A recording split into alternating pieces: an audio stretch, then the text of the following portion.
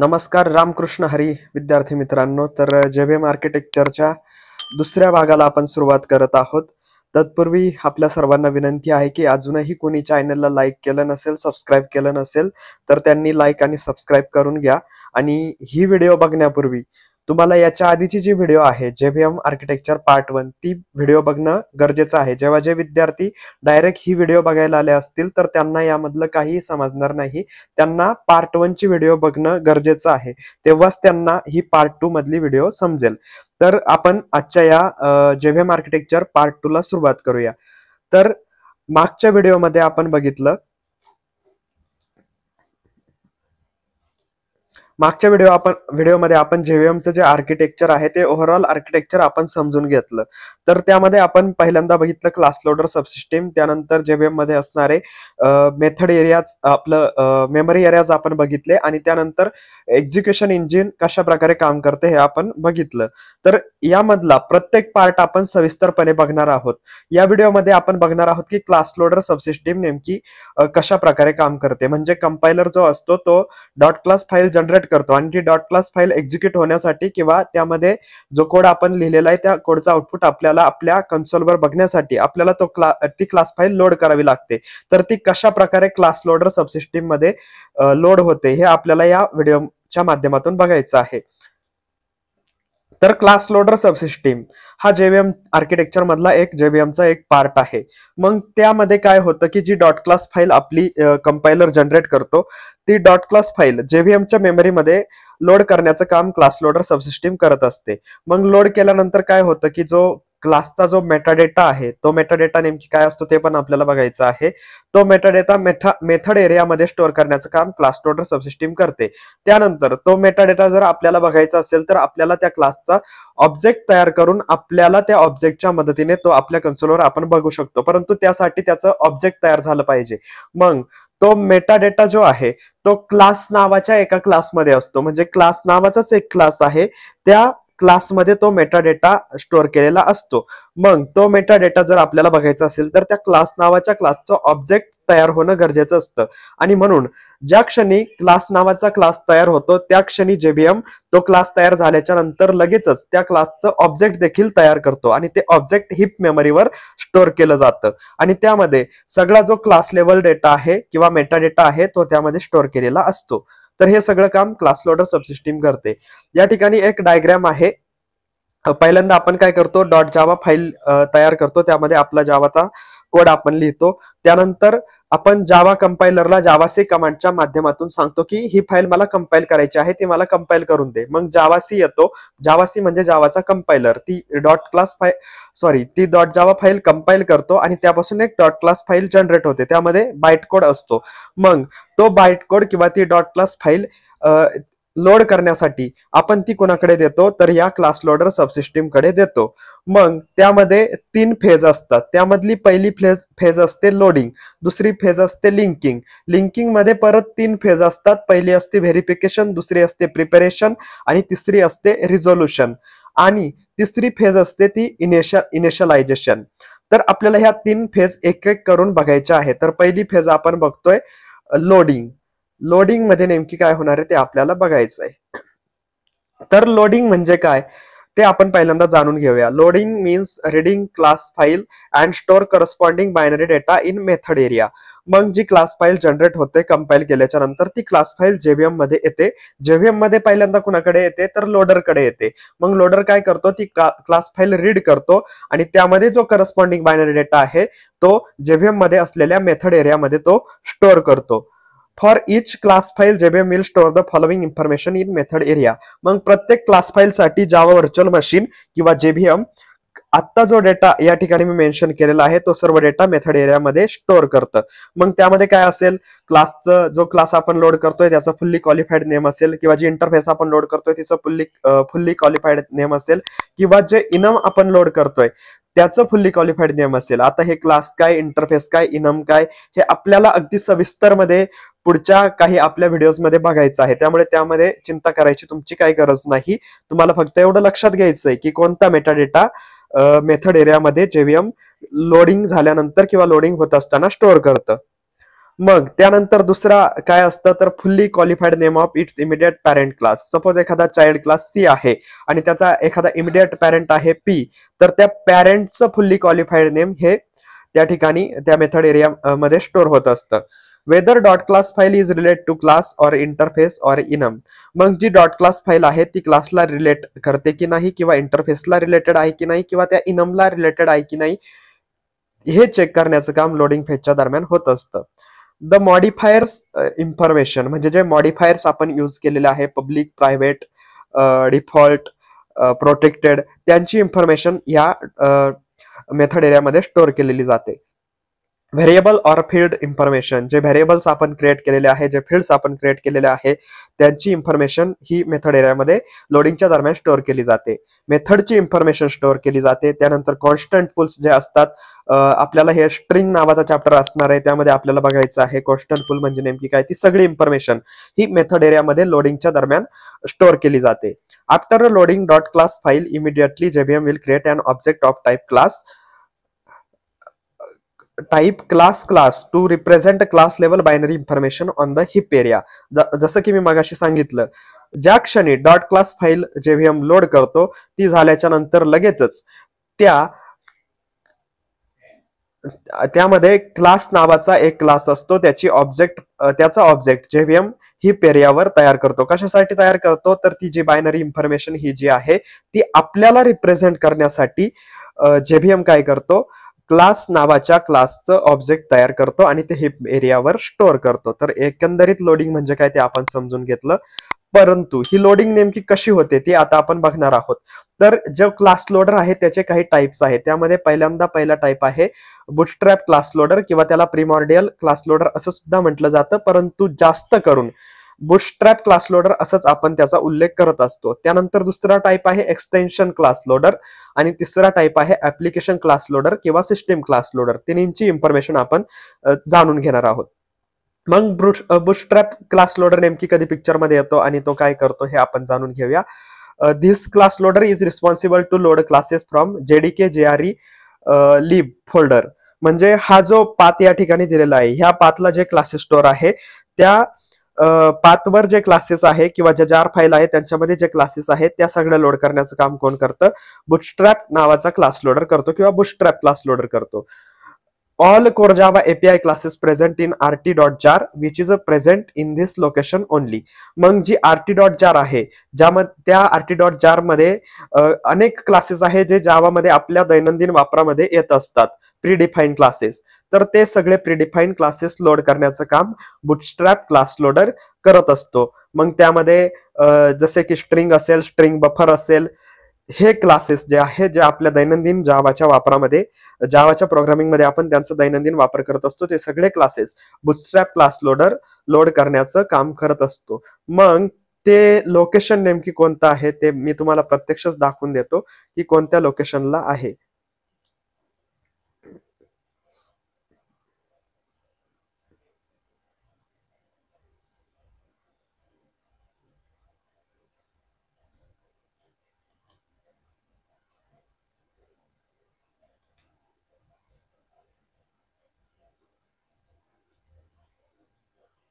Local disk C, त्यानंतर जायचंय तुम्हाला प्रोग्राम फाईल्समध्ये. प्रोग्राम फाईल्समध्ये गेल्याच्या नंतर जावा नावाचं एक फोल्डर आहे. आता त्यामध्ये JDK 1.8 मध्ये JRE नावाचा फोल्डर आहे. JREच्या आतमध्ये लिब नावाचं एक फोल्डर आहे. आणि या लिब मध्ये ह्या ज्या काही सगळ्या जार आहे, क्यार सेट्स आहे, त्यानंतर अजून RT.jar तुम्हाला या ठिकाणी दिसेल, RT.jar ही देखील आहे. त्यानंतर अनेक जार फाईल या ठिकाणी आहे, JSSE आहे, JFR आहे. या सगळ्यामध्ये जे क्लासेस आहे लिहिलेले आहे ते सगळे क्लासेस लोड करण्याचं काम कोण करतं, आपला बुटस्ट्रॅप क्लास लोडर करत असतो.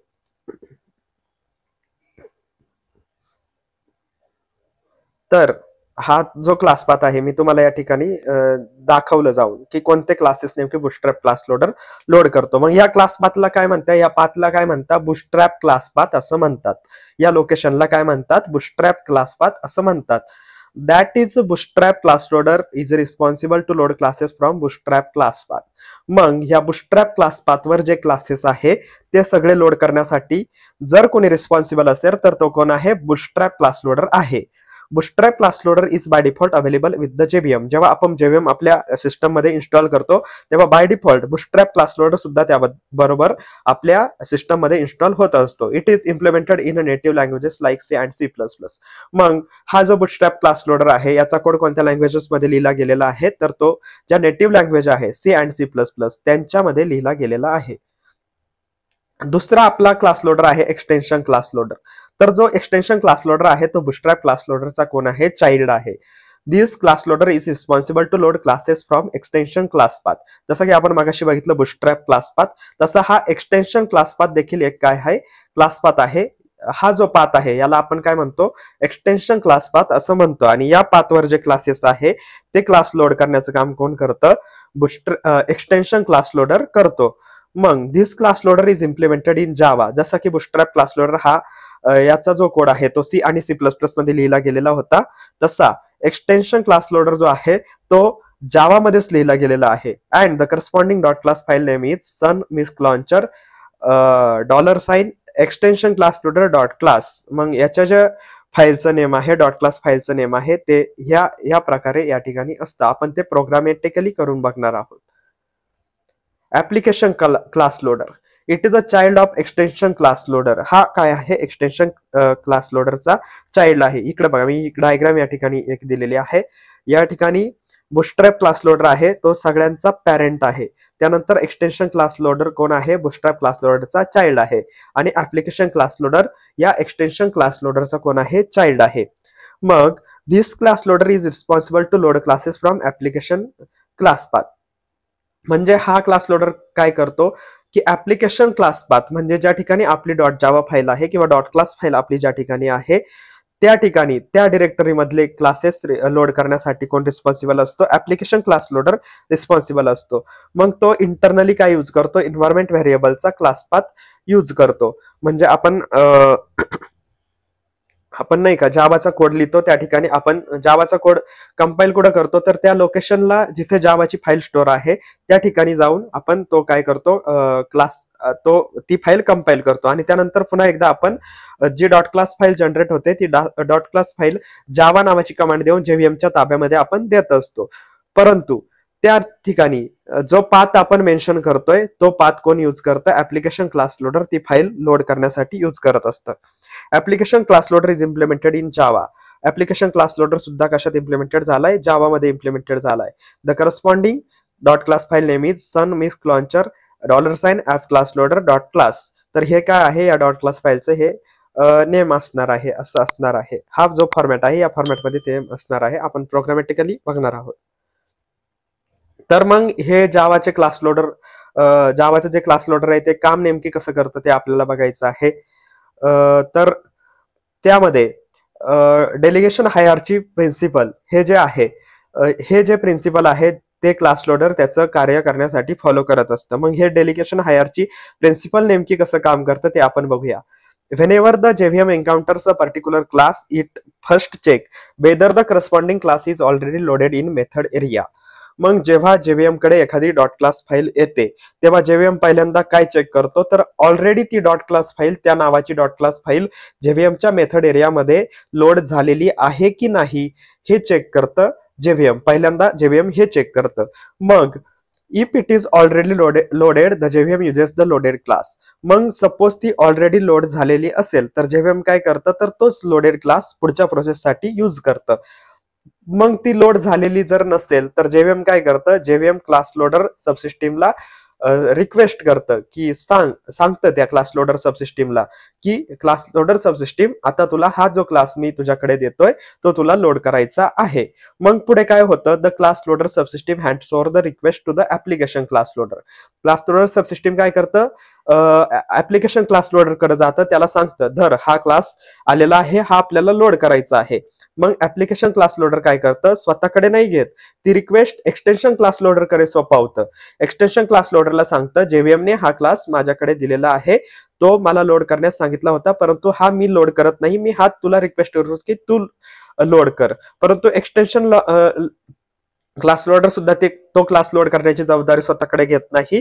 तो काय करतो, ती जबाबदारी बुटस्ट्रॅप क्लास लोडर कडे देतो. मग बुटस्ट्रॅप क्लास लोडरला सांगतो एक्सटेन्शन क्लास लोडर की धर हा क्लास माझ्याकडे JVM ने दिलेला आहे, तो तू काय कर, लोड करण्याचं काम कर. मग बुटस्ट्रॅप क्लास लोडर काय करतं, बुटस्ट्रॅप क्लास लोडर ती जबाबदारी स्वतःच्या खांद्यावर घेतं तो क्लास फाईल लोड करण्याचं. डायग्रामॅटिकली देखील आपल्याला बघायचं आहे की कशा प्रकारे हे काम होतं. बुटस्ट्रॅप क्लास लोडर काय करतं, मग तो क्लास येतो बुटस्ट्रॅप क्लास लोडर कडे. कोण देतं, एक्सटेन्शन क्लास लोडर. आणि एक्सटेन्शन क्लास लोडरने बुटस्ट्रॅप क्लास लोडर कडे तो क्लास दिल्याच्या नंतर बुटस्ट्रॅप क्लास लोडर काय करतं, बुटस्ट्रॅप क्लास पाथला म्हणजे JDK JRE lib या पाथला जातं, त्या ठिकाणी चेक करतं तो क्लास अवेलेबल आहे की नाही. जर अवेलेबल असेल तर तो क्लास बुटस्ट्रॅप क्लास लोडर लोड करतो. आणि जर नसेल तर एक्सटेन्शन क्लास लोडर कडे रिस्पॉन्सिबिलिटी काय करतो, डिलिगेट करतो. तो क्लास जर अवेलेबल नसेल तर क्लास लोड करण्याची जबाबदारी bootstrap class loader extension class loader कडे सोपवून देतो. मग एक्सटेन्शन क्लास लोडर कडे जर बुटस्ट्रॅप क्लास लोडर कडे ती क्लास फाईल अवेलेबल नसली, बुटस्ट्रॅप क्लास पाथला जर ती फाईल क्लास अवेलेबल नसला तर एक्सटेन्शन क्लास लोडर कडे जबाबदारी येते. आणि एक्सटेन्शन क्लास लोडर काय करतो, एक्सटेन्शन क्लास पाथला जातो आणि त्या ठिकाणी चेक करतो तो क्लास अवेलेबल आहे की नाही. जर क्लास अवेलेबल असेल तर तो एक्सटेन्शन क्लास लोडर त्या क्लासला लोड करतो. आणि जर क्लास अवेलेबल नसेल तर एक्सटेन्शन क्लास लोडर ती जबाबदारी ऍप्लिकेशन क्लास लोडर कडे सोपवतो. मग ऍप्लिकेशन क्लास लोडर काय करतो, एक्सटेन्शन क्लास लोडरला जर क्लास सापडला नाही एक्सटेन्शन क्लास पाथला तर तो जो क्लास ऍप्लिकेशन क्लास लोडर कडे येतो. मग application class loader application class पाथला सर्च करतो, म्हणजे करंट वर्किंग डिरेक्टरी मध्ये सर्च करतो. जर सापडला तो क्लास तर लोड करतो, आणि जर नाही सापडला तर रन टाइम एक्सेप्शन आपल्याला त्या ठिकाणी भेटतं. क्लास नॉट फाउंड एक्सेप्शन किंवा नो क्लास डेफ फाउंड एरर हे एक्सेप्शन आपल्याला रन टाइमला त्या ठिकाणी येतं. तर अशा प्रकारे हा जावाचा क्लास लोडर वर्क करतो. डायग्रामॅटिकली आपण बघूया. क्लास लोडर सबसिस्टीम काय करते, डॉट क्लास फाईल त्या ठिकाणी येते. मग काय करते, तो class class loader subsystem application class लोडरला काय करते, रिक्वेस्ट करते की बाबा हा जो क्लास आहे तो तुला लोड करायचा आहे. मग ऍप्लिकेशन क्लास लोडर काय करतं, ती रिस्पॉन्सिबिलिटी स्वतःवर नाही घेत.